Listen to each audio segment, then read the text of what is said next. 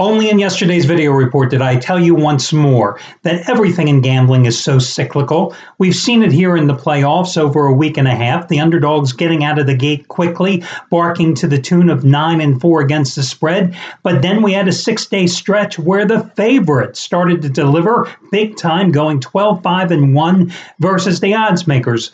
But just 24 hours ago, in Tuesday's video report, I pointed out that you knew the dogs were going to come back once more because, again, everything is cyclical. And we saw last night the pups going 2-1 versus the spread. Yesterday's free pick, in fact, here from yours truly, the Utah Jazz winning outright at LA.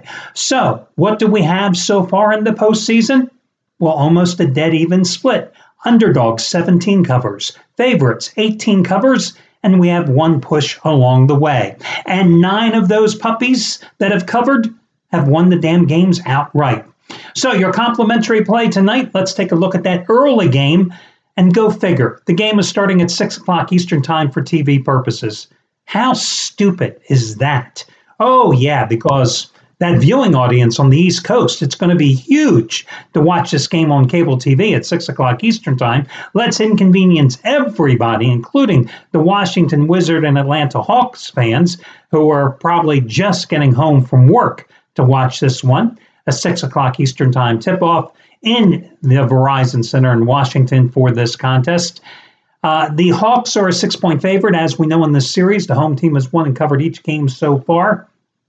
You know, it has been a trash-talking series, certainly. No bad blood is remaining because I think it's been all spilled on the floor between these two. And the Hawks have certainly backed up their version of the trash talk with the Game 3 and 4 blowouts at home. It would be easy to say go ahead and back the home team in this one. But I'll tell you what, guys, I think the Hawks might be the play here. And the key in this contest, or in this series, has always been the Hawks' front court versus the Wizards' back court. And we know that John Wall and Bradley Beal, that there's no one on Atlanta that can be acting as defensive stoppers against that dynamic duo. But coming into the series, the advantage that the Hawks had was the front court. And Paul Millsap has certainly played his heart out throughout this series. But Dwight Howard has been more or less the sleeping giant. First 3 games of this series, he's been missing in action. Only had 15 shots in the series. But in game number 4, it's like the sleeping giant woke up. He had a monster game. Finally, 15 points, 16 rebounds. Now, if that Dwight Howard decides to show up the rest of the series, well, the Hawks are right there in it. And that's what I'm betting on tonight. Well, not literally betting on it, because that's why this is a complimentary play. My money's not on it. My best bet happens to be game number 5 of the Boston-Chicago series. But it's why I'm saying that the Hawks plus the 6 points, the road team finally covering a game in this series, is the way I would play this game tonight, plus the 6 points. And when you think about games number 1 and 2 in this series, well, the Hawks were right there. I mean, it was a close game till the final minute or 2 in game number 1. And in game number 2, Atlanta had control of that game.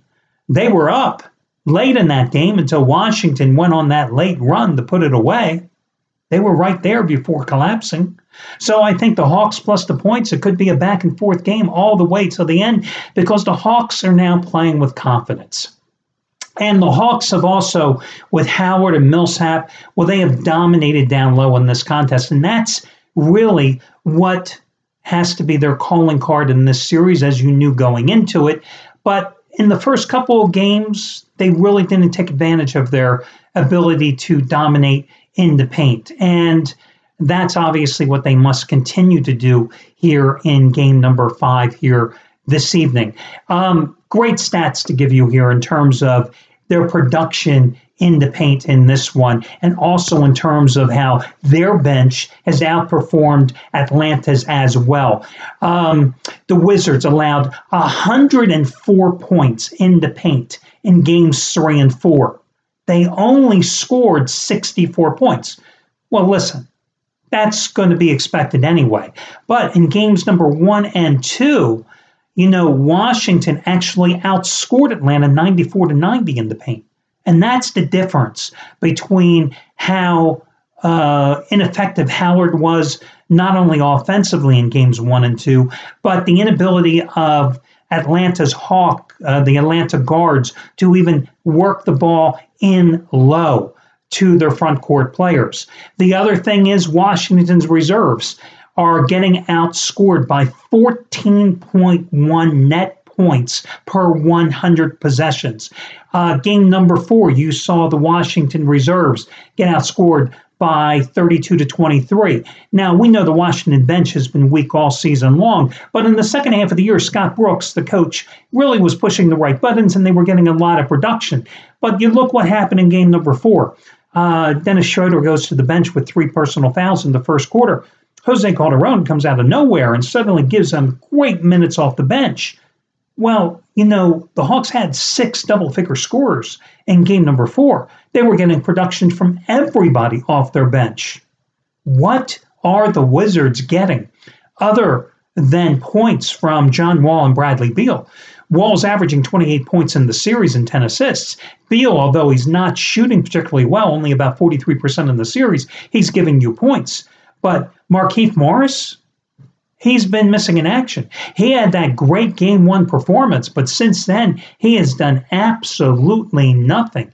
9 points on 3 for 10 shooting and 4 rebounds in game number 4. Last 3 games, he's 8 for 27 for 21 points and 13 total rebounds. That's in 3 games. He's talked the talk, but he hasn't been able to walk the walk. And Paul Millsap has just totally eaten him for lunch. Otto Porter Jr., he's averaging 5 points under his regular season average. Marcin Gortat had a great rebounding game in game number 4. I think he grabbed 16 or 18 rebounds. The starting center for the Washington Wizards has attempted 0 free throws in this series. Again, Washington has some problems. They probably win the game straight up tonight. I think they have a great shot to do that, to take a 3-2 series lead. But again, I think this game is a back-and-forth contest. I just feel more comfortable taking the points. Listen, I had a hunch last night with the San Antonio Spurs, and you saw how that hunch turned out. And I gave you the Jazz last night as a free pick winner. I've won, 8 of my last 9 complimentary plays, all in the NBA playoffs. So it's worth a grain of salt. I think Atlanta plus the points as the road dog is the way to go in this contest. I wish you well. Talk to you again tomorrow when we do this one more time.